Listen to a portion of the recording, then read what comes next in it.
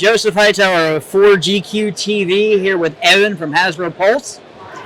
First thing we're going to show up here is SkyBite. He's new from the our Transformers Age of the Primes. Thank you. Yeah, of course. And he looks awesome. The silver and the purple really pop in the figure. I like the way it actually looks like a shark. I'm happy to hear that. So Mark and Shusan over at Takara Tomy did a fantastic job with this figure. SkyBite won a fan vote a couple years ago, and so he's always kind of been on our docket of characters to do. And I think putting him in the Voyager scale really allowed us to bring him up to the scale and give him the articulation and the paint and the detail and just everything that he needed to be a really spectacular figure. How many steps of transformation does he have? Oh, that's a good question. I'm going to say he's going to have standard Voyager. Oh, good. I have a box right here. He's got 28 steps. 28 steps. Yeah. Because too many steps and it just gets frustrating. For some people. Yeah. Okay. I definitely feel you there. So you're coming out with Devastator and Lio Kaiser, is how you pronounce it? Yep, exactly. So yeah, I guess now we're going to talk about combiners for a bit. So this year in Studio Series, obviously we're celebrating, I guess, a little bit more of the 86 movie and finally bringing people the Constructicons. So later you'll be able to get all of them this year, and they will combine together to form the mighty Devastator. So as of now, we have just launched Hook and Long Haul as pre-orders as of yesterday. Scrapper and Bone Crusher are available, and then we'll be revealing Mixmaster and Scavenger later. Scrapper, I'm sorry. Scavenger and Scrapper, I mix them up all the time. They'll be later in the year, but you'll be able to get them all this year to make Devastator. Are the limbs gestalt, or are they specific for this one's a foot and this one's a leg? The Constructicons are unique in that they all have their designated positions, so they don't do that Scramble City mix and matching. There's only one way to build Devastator, I guess is how I'll put that. Yeah. And I guess that's kind of the standard for him as it's always been, right? Okay, what kind of ports do they use for connectivity? Well, so Devastator uses a lot of unique ports because he has a unique transformation compared to like the aerial bots that do like the Scramble City sort of transformation. So, actually I'll kind of show it off just a little bit. So, sorry. First up model. There we go. Well, there's something unique about this too that I want to put in there. Yeah. Is that these are demo units that came from Japan. Like yeah. These are like pre-production demo units. Oh yeah, for sure. We'll be doing a full first color reveal of this guy at like San Diego Comic-Con later in the year. But a lot of the unique ports for this guy are a lot of like these slide hinges that go into lock in place. And then there's a bunch of tabs from Long Haul and Hook to make sure that all the pieces stay firmly connected so you can really play with this guy and pose him out. We have built-in ratchets down here to the unique waist piece that connects to Long Haul so we can pose out really nicely. And then, of course, all of the feet have built-in ratchets for ankle articulation because that's a big point so that he can actually stand up correctly. So you could actually knock him in, or pose him as though he was knocked into the wall of the Ark with the Dinobots crashing into him. And and perhaps you can also have him picking up sludge like he's about to throw it. Yeah. Or at least that's the goal, we'll say. Let me stand him up straight. What's unique about this to me is the level of detail already in the demo unit. Like, it's very detailed. Everything just pops out to you. Yep. And it's like, let me play with you. Like, it's just, yeah. It looks so cool. This model in particular that we have right here is our instruction model. So this is actually what we base a lot of our instructions off of. It's an improved version of one of the first models that we usually get, but yes, they're meant to be a bit durable. They are still slightly brittle just because they're rapid prototype, but yeah, they're always a lot of fun to play with because it feels like it's the first time it's actually been made as a toy. Because for so long we've been seeing it as like 3D renders and drawings, but now here it is in life. Is Devastator's head a mounted piece, or is it actually in? It's built into Long Haul. So when Long Haul transforms, this will actually still be a part of him. Now, the hands are separate pieces, and so is the waist. But those are it for him, that are, I guess, combiner kibble parts. Yeah. Which, we all grew up with the G1 Devastator, right? We're pretty used to combiner kibble, I think, at this point. Now, I do have to ask this. Yeah.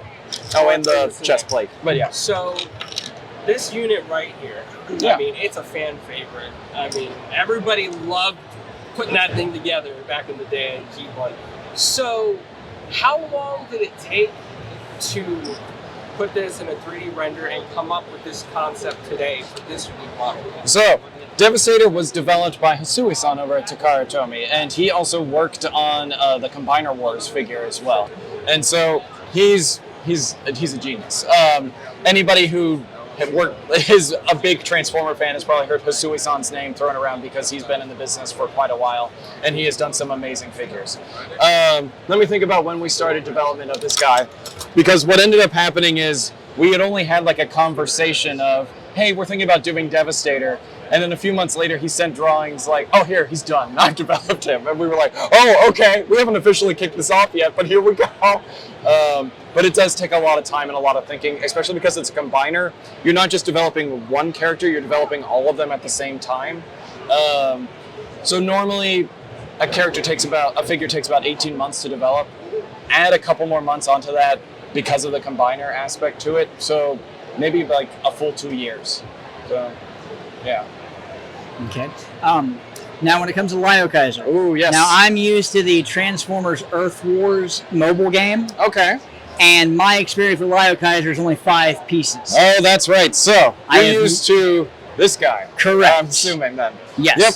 So that was the previous last release that we did of him. I think that was about 2015, 2016? Yes. Yeah. So that was great for what they could do at the time. But Lio Kaiser himself has always meant to be a 6-team person. So back when his original tour released in 1989, he was a 6-member team. So they're part of the Decepticon Chest Force, which was also a gimmick that had to be omitted from here. But thankfully, our crowdfunding campaign, these figures will all have their Chest Force gimmicks, where all the animals can pop out and become blasters. Then they also will merge together, and he's also not just 6 units, he's 7. He comes with Death Cobra, who is a bit of a deep cut from the animation, but he can swap on and become an arm. He can also become a shoulder cannon. So he can replace Elbat if he needs to, which is a bit of a nod to the continuity and the lore. If anybody's watched Transformers Victory, highly recommended. It's a good show. Are these Gestalt? Yes, in a way.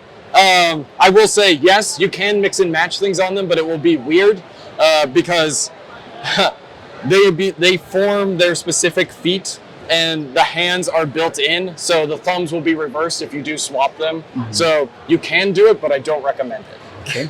Are the combiner hinges on Lio Kaiser here the same as with Devastator? No, they're different. On him, they're entirely unique. So, and they're also different from like how we did Superion and also Menasor as well.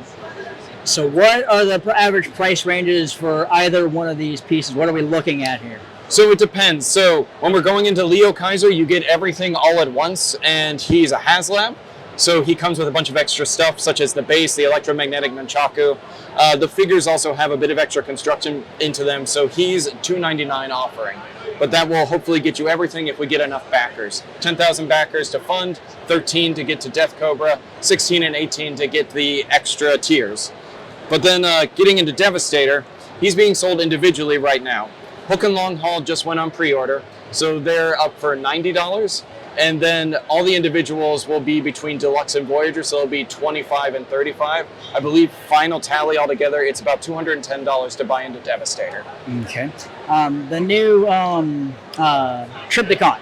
Yep. Is he motorized like the original 1989 version? I'm sorry to say that he isn't. So that Triptychon that we have over there, he's a redeco of our mid-2010s Titan Return Triptychon. To look more like the G1 cartoon. So he does not have any of the electronics built into him like that G1 toy did. Okay. He eats things, though. He does eat Titan Masters, thank you. Do you guys have any plans to bring any more of the Beast Wars characters out? Because I know you're missing Depth Charge and you're missing Rampage. We're missing quite a few. So 2026 is a bit of an anniversary for Beast Wars. So we're going to try and have a few surprises lined up to kind of tie into that.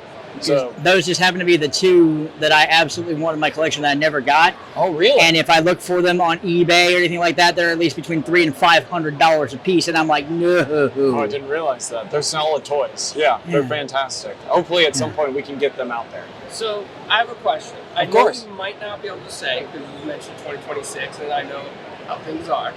But can anybody expect anything to be revealed at San Diego Comic-Con?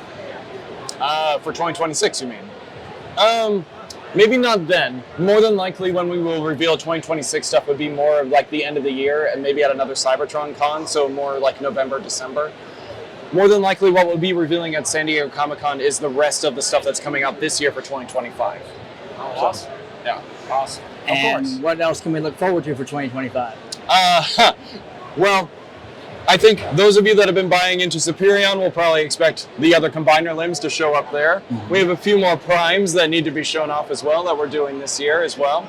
Studio series as well. We have a few other Constructicons that we need to show off. Yeah, I think there's plenty of things that fans can expect. It's odd to me how you're making these prime characters. When I saw them in the original HasLab idea, either that or somebody was reviewing them from screenshots. Oh. They looked a lot bigger than you've got the models here for. It might not help that they're up on the top shelf right here, but they are like, they're standard representations of the size classes that they're in right now. So between Deluxe, Voyager, and Leader, they average out at about those sizes.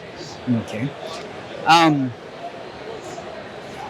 So, out of everything that you've shown here at MegaCon for Yeah. your reveals, what's up for pre-order right now that people can go to? Ooh, okay.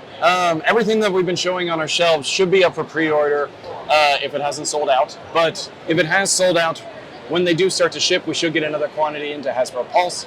What went up live yesterday was Hook and Long Haul. Hearts of Steel, Optimus Prime, and Starscream will go for pre-order on the 11th. Trying to think, like everything else should just be available. Obviously, we have our HasLab campaign for Lio Kaiser as well.